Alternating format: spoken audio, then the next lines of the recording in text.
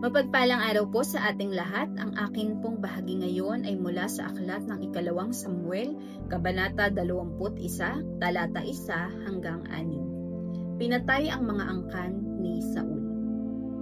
Noong panahon ng paghahari ni David, nagkaroon ng tagutom sa loob ng 3 taon. Kaya nanalangin si David sa Panginoon.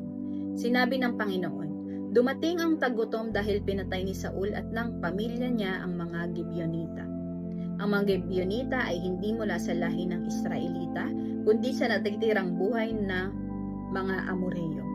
Nangako ang mga Israelita na hindi nila sila papatayin, pero tinangka nilang lipulin ni Saul dahil sa matindi niyang pag-aalala sa Israel at Juda. Ipinatawag ni David ang mga Gibeonita at tinanong, ano ang maaari kong gawin sa inyo para mabayaran ang kasalanang ginawa ni Saul sa inyo? At para pagpalain ninyo ang mamamayan ng Panginoon. Sumagot ang mga Gibeonita, hindi po mababayaran ng pilak o ginto ang galit namin kay Saul at sa pamilya niya. At ayaw din naming pumatay ng sinumang Israelita bilang paghihiganti maliban na lang kung ipahihintulot nyo ito. Nagtanong si David, kung ganoon, ano ang gusto nyong gawin ko para sa inyo? Sumagot sila, tinangka po kaming patayin ni Saul para walang matira sa amin sa Israel. Kaya ibigay niyo sa amin ang 7 lalaki na mula sa angkan niya dahil papatayin namin sila at pababayaan ang kanilang bangkay sa lugar na malapit sa lugar kung saan sumasamba sa Panginoon doon sa Gibeya. Bayan ito ni Saul na haring pinili ng Panginoon. Sinabi ng hari, sige, ibibigay ko sila sa inyo. Ito ang salita ng Diyos. Amen. Magandang buhay pong muli sa ating lahat. Samahan niyo po ako muli sa pagbabahagi ko ng salita ng Diyos.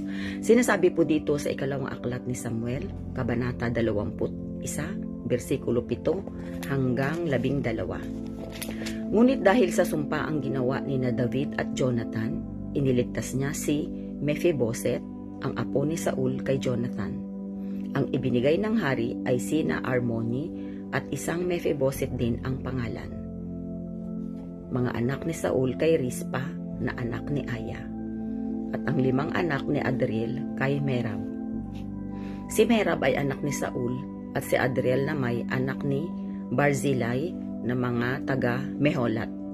Ibinigay ni David sa mga Gabaonita ang 7 ito, at sila'y sama-samang pinatay sa bundok sa harapan ni Yahweh. Nangyari ito nang nagsisimulang anihin ang sebada. Sa buong panahon ng anihan hanggang dumating ang tag-ulan, si Rispa ay di na umalis sa kinaroroonan ng mga bangkay. Gumawa siya ng isang habong na sako sa ibabaw ng isang malaking bato at binantayan ang mga bangkay upang di makain ng mga ibon at maiilap na hayop. Nang mabalitaan ito ni David, ipinakuha niya ang labi ni Saul at ni Jonathan sa mga pinuno ng Jabes Galaad. Ninakaw ng mga ito ang bangkay ni na Saul at Jonathan sa Betsan at ibinitin doon sa mga Filisteo noong araw na sila'y mapatay sa Gilboa. Ito po ang mga salita ng Diyos. Salamat po sa Diyos. Amen. Ang aklat ng ikalawang Samuel, Kabanata 21, versikulo 13 hanggang 17, at ang sabi, dinala ni David ang mga buto ni na Saul at Jonathan, pati na rin ang mga buto ng 7 pinagpapatay ng mga Gibeonita. Pinalibing niya ito sa mga tauhan niya sa pinaglibingan ng ama ni Saul na si Kish, sa bayan ng Zela sa Benjamin. Natupad ang lahat ng iniutos ni David pagkatapos nito. Sinagot ng Panginoon ang mga panalangin nila na huminto ang tagutom sa kanilang bansa. Dumating ang panahon na muling naglaban ang mga Pilisteo at mga Israelita, at nang nakikipaglaban na si David at ang mga tauhan niya, napagod siya. Si Ishbi Benob na Pilisteo na mula sa angkan ng mga Rafa ay nagtangkang patayin si David. Tanso ang dulo ng sibat niya na tumitimbang ng mga 4 kilo at may nakasukbit pa siyang bagong espada. Pero dumating si Abishai na anak ni Zeruya para iligtas si David at pinatay niya ang Pilisteo. Pagkatapos nito, sinabi ng mga tauhan ni David sa kanya, hindi na po kami papayag na muli kayong sumama sa amin sa labanan. Tulad kayo ng ilaw sa Israel at ayaw naming mawala kayo. Ito ang salita ng Diyos. Amen.